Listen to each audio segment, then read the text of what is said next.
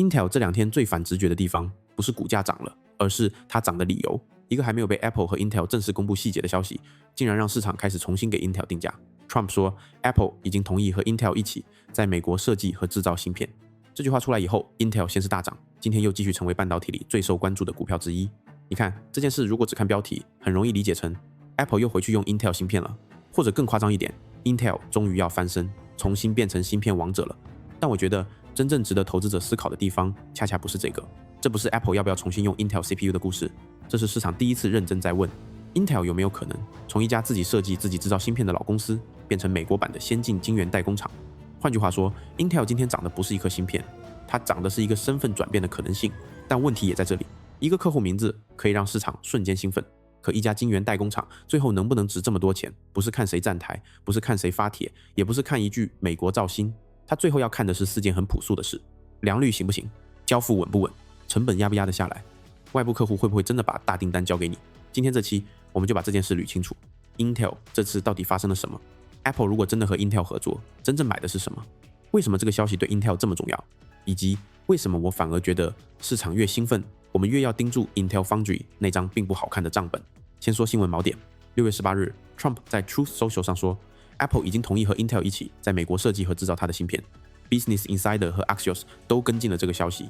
Business Insider 写得很清楚， Intel 股价在消息后盘前和盘中大涨。 Trump 把这件事放进他推动美国半导体制造回流的叙事里。 Axios 的报道里还有一个关键点， Intel 没有评论， Apple 也没有马上确认具体细节，所以第一层我们要先划清边界。这不是 Apple 和 Intel 联合发布了一份详细合同，这不是 Apple 公开说未来 iPhone 和 Mac 主芯片都要交给 Intel， 这更像是一个政治声明、媒体报道、市场预期和产业现实交织在一起的催化剂。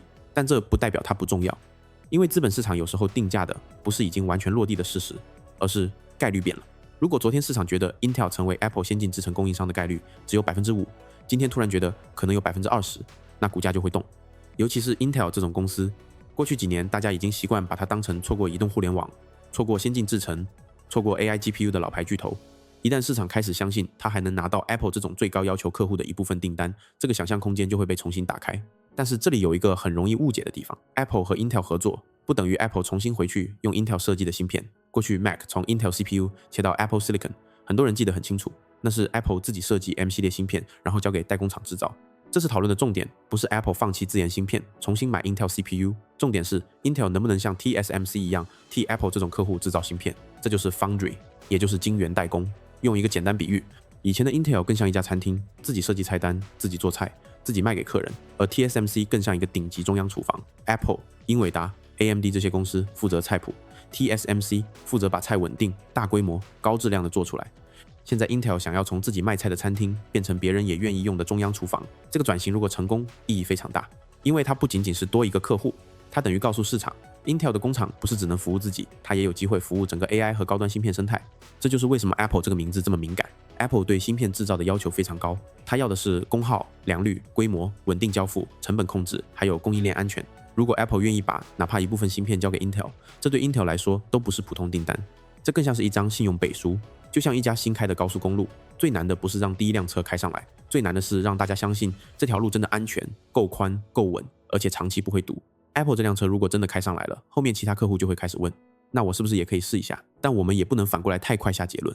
Bernstein 的 Stacy Rasgon 在 Axios 的报道里提醒得很直接，如果真的有初期合作，很可能也只是低优先级、小批量的芯片，不是一上来就把最核心、最昂贵、最难制造的芯片全部交给 Intel。 这句话其实很重要，它给这件事降温，因为对 Apple 来说，供应链不是拿来赌情绪的。如果 Intel 还在证明良率 Apple 最合理的做法，往往是先给他一些风险较低、规模可控的产品，让他证明自己能按时按质交货。所以，如果我们把这件事翻译成人话，它不是 Apple 全面倒向 Intel， 而是 Apple 可能给 Intel 一张试卷，这张试卷如果考得好， Intel 才有资格进入下一轮。那为什么 Apple 会考虑这件事？第一是供应链集中风险，现在最先进的芯片制造很大程度上集中在 TSMC。Apple 过去高度依赖 TSMC、英伟达、AMD， 还有一堆 AI 芯片公司也都在抢先进产能。当 AI 数据中心扩张以后，先进制程、先进封装、HBM、存储，整个供应链都变得越来越紧。对 Apple 来说，它不是只想要最好的代工厂，它还想要第二选择。尤其是美国本土制造这个政治变量越来越重要的时候，一个美国境内受美国政府支持，还能做先进制程的供应商，对 Apple 有现实价值。第二是政策压力。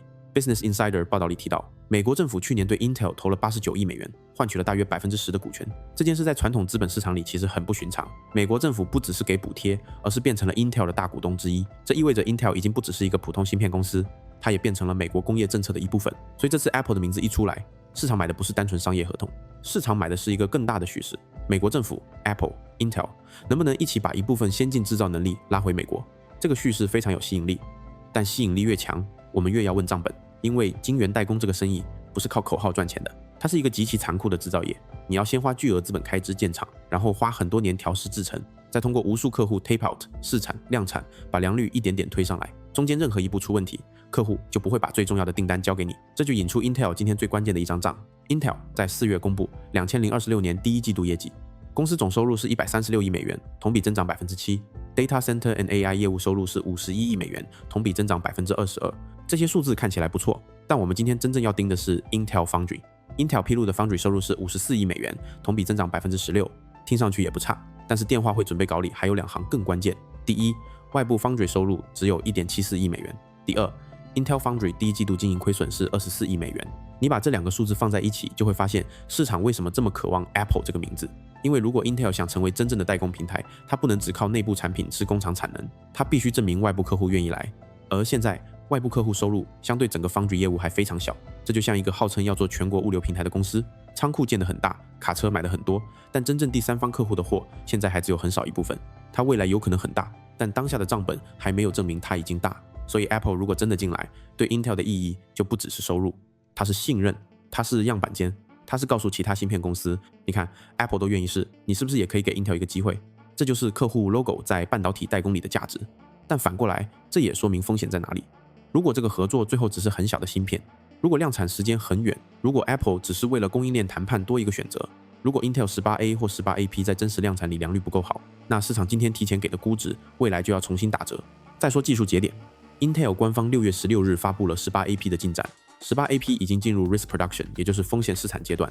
Intel 说，相比 18AP 可以在同样功耗下提高 9% 性能，或者在同样性能下降低 18% 功耗，还包括 20% 到 40% 的热阻改善，以及和 18A 设计规则兼容。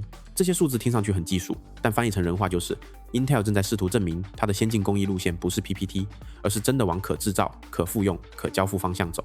这对 Apple 很重要，因为 Apple 不会只看你有没有先进节点， Apple 要看的是我把芯片设计交给你以后，能不能在预定时间拿到足够数量、足够稳定、足够省电的产品。做一片样品和做几千万片产品是2个世界。而 Apple 每年出货规模非常大， Axios 报道里提到 Apple 每年大约出货2500万台 PC， 如果只是少量低优先级芯片，那是试水。如果未来能扩大到更核心的 M 系列或 A 系列相关芯片，那才是真正改变 Intel 估值的事情。所以这个故事的中间状态很关键，它不是0，也不是100，它是一个概率阶梯。第一阶有没有政治和商业意向？第二阶有没有明确芯片类别和量产时间？第三阶有没有 tape out 和试产结果？第四阶有没有稳定量产和合格良率？第5阶有没有外部客户收入明显放大，并且 Foundry 亏损开始收窄？今天市场主要在交易第一阶和第二阶，但真正决定长期回报的是第4阶和第5阶。这就是我觉得散户最容易误判的地方。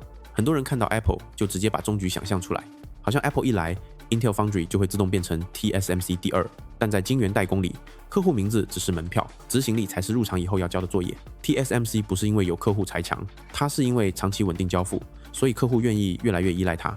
Intel 现在要反过来证明，我不仅有美国政府支持，我不仅有先进节点路线图，我不仅有 Apple 这种潜在客户名字，我还能把这些东西变成稳定的外部收入和更少的亏损。如果做到了，那 Intel 的故事确实会完全不一样，因为它就不再只是 PC 和服务器 CPU 公司，它会变成美国先进制造的基础设施平台。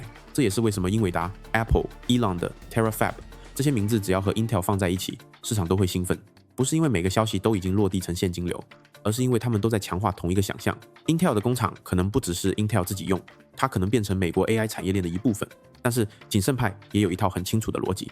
第一，政治背书不能替代客户合同。今天我们看到的是 Trump 的声明和媒体报道，但公司正式确认的条款、芯片类型、规模、价格、时间表都还没有完全摊开。这意味着这件事的事实强度不是0，但也不能当成已经落地的大额订单。第二，外部收入还太小。Intel Foundry 第一季度外部收入只有 1.74 亿美元，对一个要烧巨额资本开支、承担先进制程早期成本的业务来说，这还只是起步。第三，亏损还很大。Foundry 一季度经营亏损24亿美元。